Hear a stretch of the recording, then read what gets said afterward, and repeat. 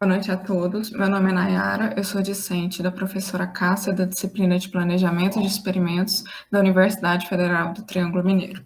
Eu vou fazer uma abordagem estatística do trabalho Potential Use of Biological Herbicides in the Circular Economy Context, a Sustainable Approach. Esse trabalho é da autoria de Stefan Fábio e colaboradores e foi publicado na revista Frontiers.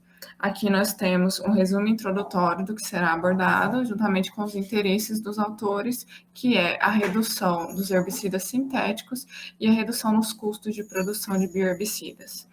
Bom, o objetivo dos autores era obter microalgas a partir de fitorremediação de águas residuais de suíno. Essa água residual passou por um processo de digestão anaeróbico e posteriormente por um reator de fitorremediação. Em seguida, a biomassa microalgal foi recolhida e foi adicionado a ela o fungo tricoderma para acontecer o processo de fermentação.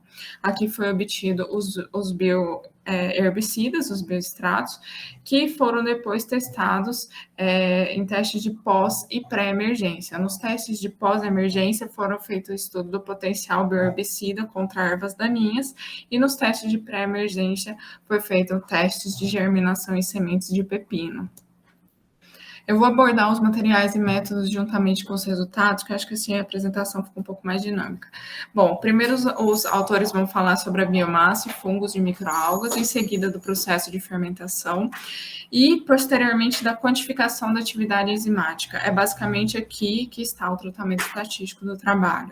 Após a quantificação dessa atividade enzimática e dos tratamentos feitos, vai ser feita a aplicação dos biocompostos, tanto nos testes pós e pré-emergência, e, em seguida, é feita toda a análise estatística.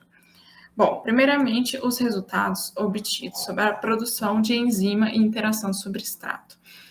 Os autores fizeram testes preliminares, esses testes contaram com 8 bioherbicidas.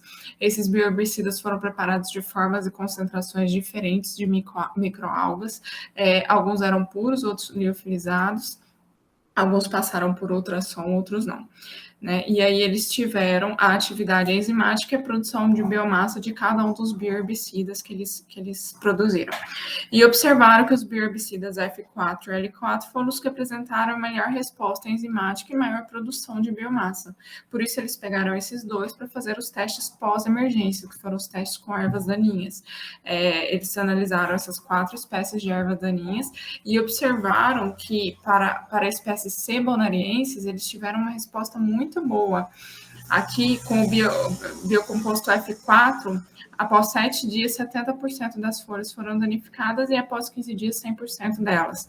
E com o biocomposto L4, 80 e 40. Aqui a resposta não foi tão boa. Então, eles começaram a trabalhar com o biocomposto F4, até porque ele era puro.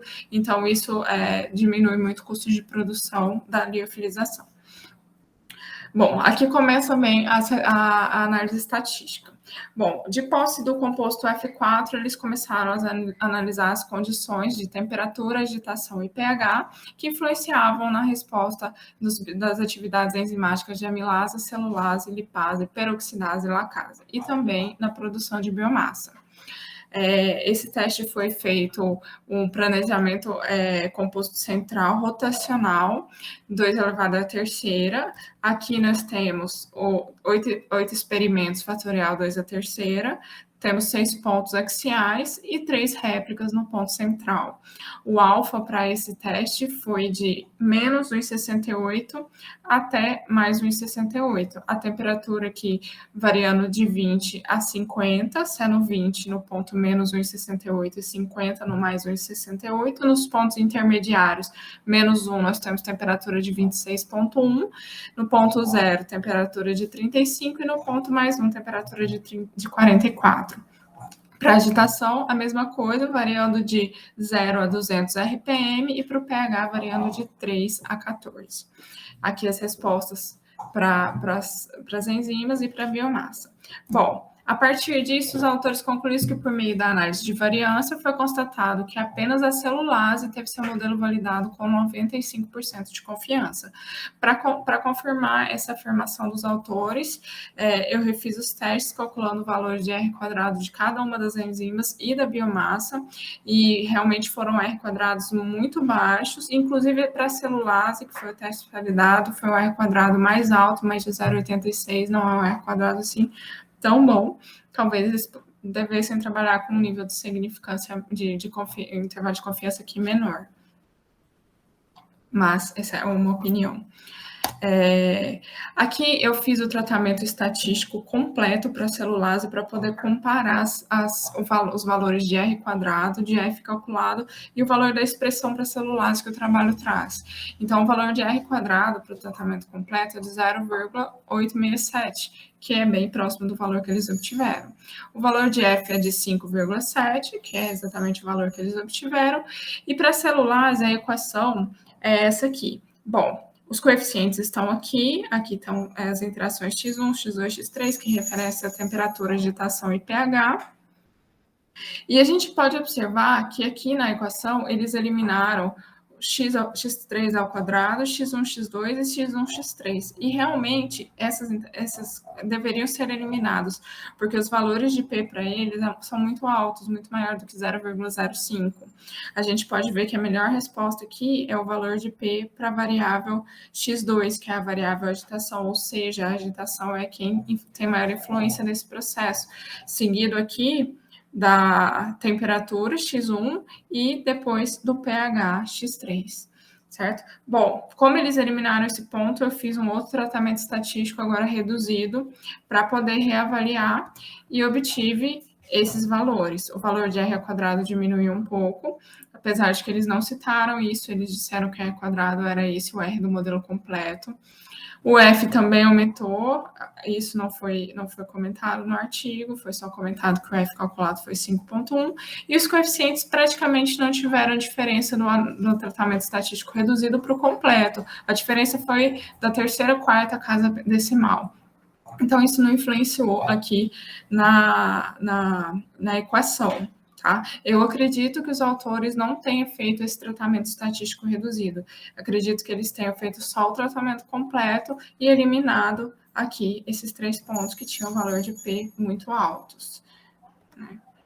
Aí depois eles fizeram um gráfico de Pareto para cada uma das enzimas e também para a produção de biomassa, apresentaram esses gráficos. Eu vou dar um zoom aqui no da celulase para a gente comentar um pouquinho sobre ele. Aqui a gente tem todas as variáveis e aqui os T calculados. Eu refiz essa tabela para a gente comparar. Aqui eu coloquei também em ordem decrescente, para ficar mais fácil a comparação. E a gente pode ver que o x2 aqui, que é a variável agitação, que é a que tem a maior interferência, aqui o t calculado é 4,3, que é exatamente o valor que está aqui. O x ao quadrado é a segunda variável, depois aqui a gente tem o x1 e o x3, que é a variável temperatura e pH, né? 1,6 e 1,2, aqui e aqui. São exatamente os valores aqui ilustrados no gráfico. Tá? Aqui a gente tem o valor de P igual a 0,05. Então, a gente pode ver que os que têm maior significância são esses aqui. Posteriormente, feito toda essa análise, eles fizeram o teste de germinação em cocumes sativos, que é o pepino, a semente do pepino. E eles observaram a porcentagem de sementes germinadas, o comprimento do hipocótilo, o comprimento da radícula e o vigor. E aqui, juntamente, os desvios padrões das medidas. As conclusões desse trabalho foi que os autores obtiveram resultados satisfatórios de biocontrole e seleção durante a pré-emergência para plantas modelo, que é o pepino, e C. bonariensis, que é aquela erva daninha, que foi um bom resultado, com efeitos sinérgicos de metabólitos secundários e enzimas produzidas durante a fase de fermentação. Para o planejamento, a partir dos dados experimentais, foi possível observar que a agitação foi a variável que teve o efeito mais significativo na produção da enzima e biomassa, seguida pelo pH e temperatura. Bom, esse foi a análise estatística do trabalho. Gostaria de agradecer a atenção de vocês. Se tiverem dúvidas, por favor, podem deixar aqui embaixo. Obrigada.